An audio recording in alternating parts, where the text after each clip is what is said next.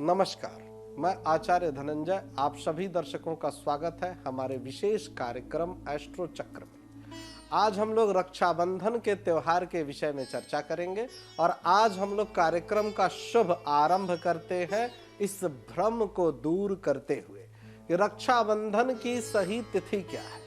कई दर्शक, कई जातक मुझसे संपर्क कर रहे हैं, आचार्य जी हमारा ये भ्रम दूर करिए, इस बार रक्षाबंधन 30 तारीख को है या फिर 31 तारीख को। दूसरी एक और महत्वपूर्ण बात मैं आप सभी दर्शकों से कहता हूं, भद्रा को लेकर के जातक बहुत ही भयभीत है। भय भी है और भ्रम भी है। भय के साथ भ्रम की स्थिति लगातार बनी हुई है। तो सबसे पहले आज के इस कार्यक्रम में हम लोग इस भ्रम को दूर करेंगे और इस भय पर भी विस्तार पूर्वक चर्चा करेंगे। क्या है भद्रा? भद्रा का अस्तित्व क्या है? क्यों भद्रा को लेकर के इतना जातक भयभीत हो जाते हैं? और ये सारी चर्चा आज हम लोग इस कार्यक्रम में करने वाले हैं। सबसे पहले आप सभी दर्शकों को मैं एक बात बताना चाहता हूं कि रक्षाबंधन मनाया कब जाता है। देखिए, रक्षाबंधन श्रावण मास की पूर्णिमा तिथि को मनाया जाता है। अब ये भ्रम है। सब लोग ये पूछ रहे हैं, आचार्य जी ये तो हमें आपने बता दिया कि रक्षाबंधन पूर्णिमा तिथि को मनाया जाता है, अब 30 तारीख को भी पूर्णिमा है, 31 तारीख को भी पूर्णिमा है, और सबसे बड़ा भ्रम का कारण क्या है कि सूर्योदय के समय 31 तारीख को पूर्णिमा है 7:05 तक, और 30 अगस्त को 10:49 से पूर्णिमा तिथि का आरंभ है। अब क्या किया जाए? 30 तारीख को मनाया जाए कि 31 तारीख को मनाया जाए? इसमें भी दो और बातें मैं जोड़ता हूं। एक कि भद्रा है, दूसरा भद्रा के साथ साथ पंचक लगा हुआ है।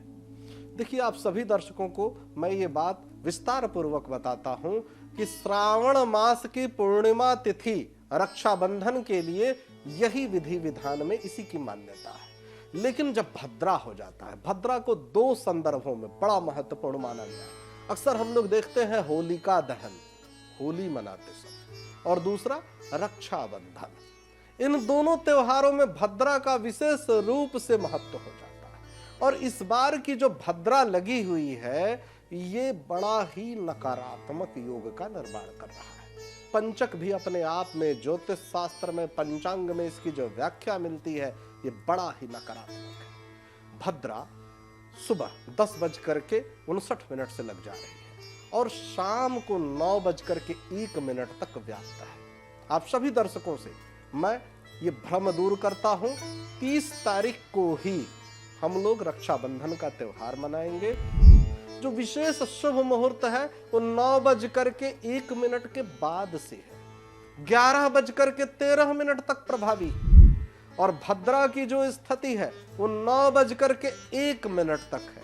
ये मैंने इस क्रम में आप सभी दर्शकों को बताया कि रक्षाबंधन है कब।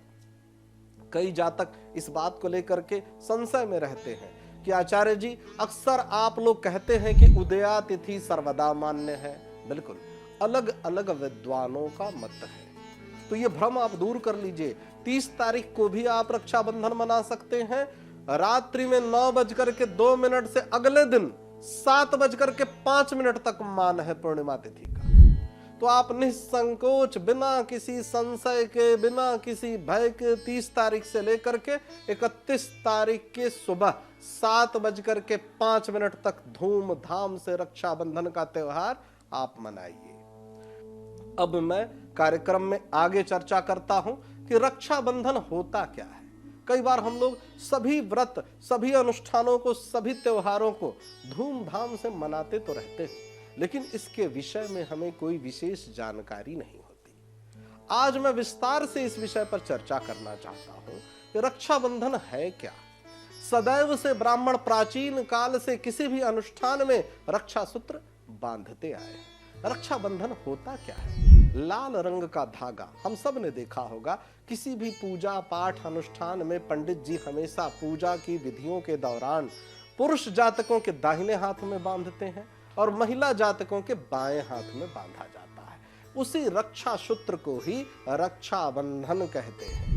ये जो रक्षा सूत्र है अनुष्ठान के संदर्भ में सुख समृद्धि का कारक माना जाता है। हमारे शरीर के स्वास्थ्य की, हमारे जीवन और आयु की सुरक्षा के संदर्भ में इसका आदिकाल से प्रयोग होता आया है। पौराणिक ग्रंथों में इसका विशेष महत्व लिखित रूप में स्पष्ट है।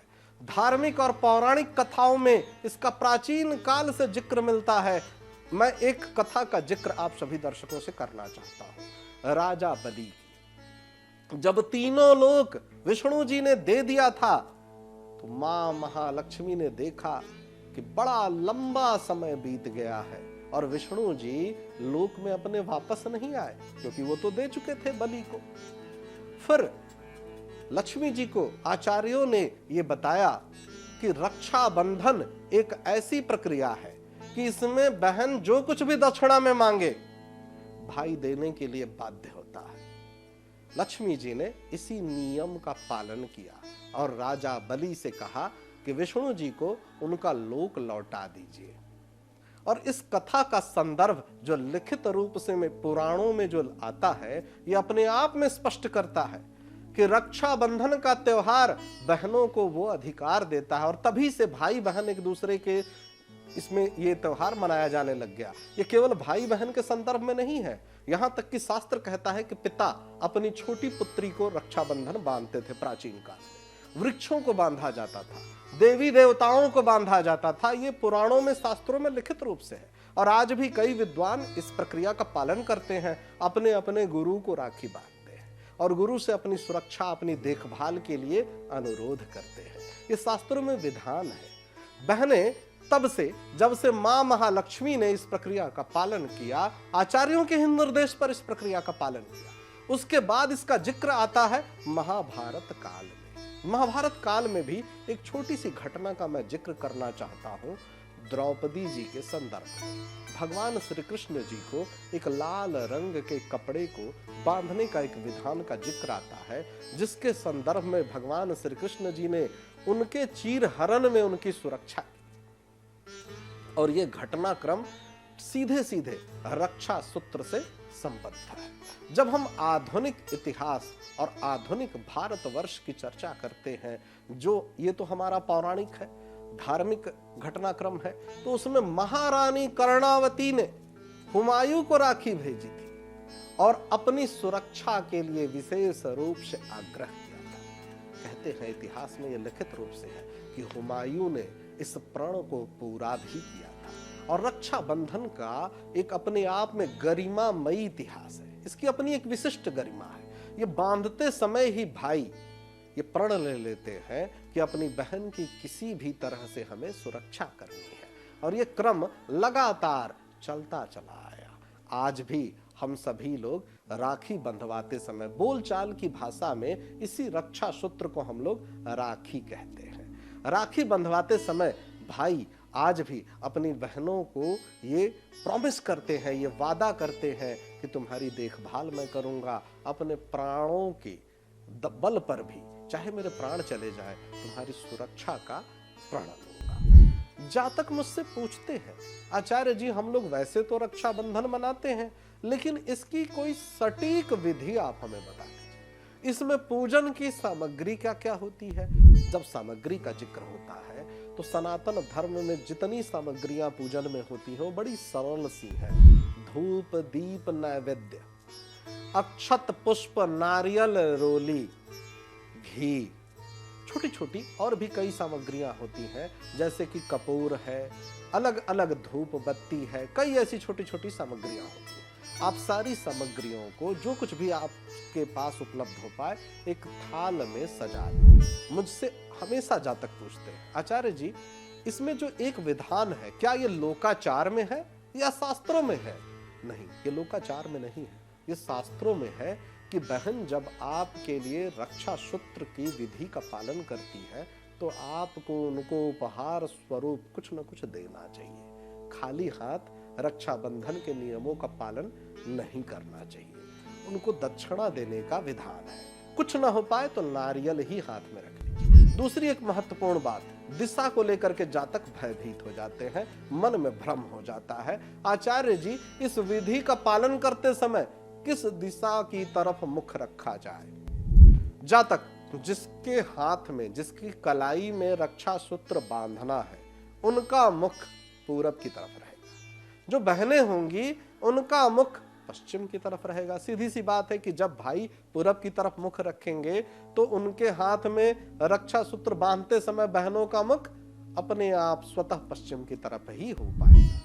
अब इसमें करना क्या है? सबसे पहले जैसे हम पूजन करते हैं ना, ठीक उसी प्रकार के नियम का पालन करना है। आपको तिलक लगाना है, पुष्प, आरती, ये सारी चीजें करने के बाद मिष्ठान खिलाना है अपने भाई को, रक्षा सूत्र बांधना है और अंत में भाई अपनी बहन को अपनी क्षमता के अनुसार दक्षिणा देंगे, उपहार देंगे। अब मैं एक और बात जो हमेशा से जातकों को भयभीत कर रही है कि आचार्य जी ये जो भद्रा लगी हुई है, भद्रा को लेकर के हमेशा से हम लोग डर जाते हैं। भद्रा है क्या? शनि को न्याय का कारक ग्रह कहते हैं और शनि देव की बहन है भद्रा, सूर्य देव की पुत्री है भद्रा, लेकिन भद्रा का जो अधिकार क्षेत्र है वो व्यापक है।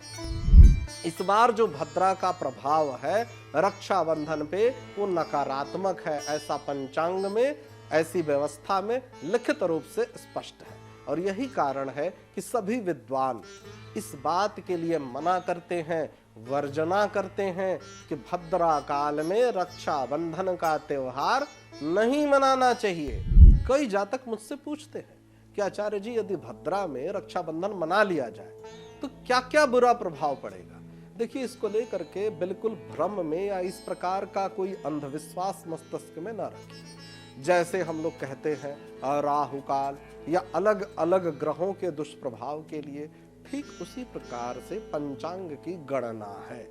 अब इसका आकलन भौतिक रूप में तो करना संभव नहीं है, लेकिन धन की हानि, परिवार में तरह तरह के संकट, विघ्न, बाधाएं आती हैं, कारोबार में विघ्न, बाधाएं आती हैं, स्वास्थ्य पर बुरा प्रभाव पड़ता है, परिवार में सदैव कलह कलेश रहता है। ऐसी परिस्थिति में भद्रा को सर्वदा निषेध किया गया है। से आप 30 अगस्त को नहीं मना पाते हैं तो 31 तारीख को सूर्योदय के बाद, लेकिन इस बात का ध्यान रखिए कि 7:05 तक ही आपके पास समय है। इस बात को लेकर के चिंतित और भयभीत होने की आवश्यकता बिल्कुल भी नहीं है। आज के कार्यक्रम में ये हम लोगों ने स्पष्ट रूप से चर्चा कर ली। अब आप सभी दर्शकों को एक विशेष बात मैं बताना चाहता हूं। इस बार का जो रक्षाबंधन है केवल भद्रा का ही जिक्र नहीं होना चाहिए, कुछ विशेष योग भी लेकर के आया है और सभी जातकों के लिए, क्योंकि कई बार होता है ना कि इस बार का रक्षाबंधन कैसा है, शुभ है या अशुभ है, तो इस बार का रक्षाबंधन बहुत ही शुभ है। सभी जातक जो लोग रक्षाबंधन के त्योहार का अनुपालन करेंगे उनका स्वास्थ्य उत्तम होगा, उनके धन की वृद्धि होगी, ऐश्वर्य की प्राप्ति होगी, हर परिवार में हर प्रकार से सुख समृद्धि आएगी। आज के कार्यक्रम में इतना ही। आप सभी दर्शकों का बहुत बहुत धन्यवाद। नमस्कार।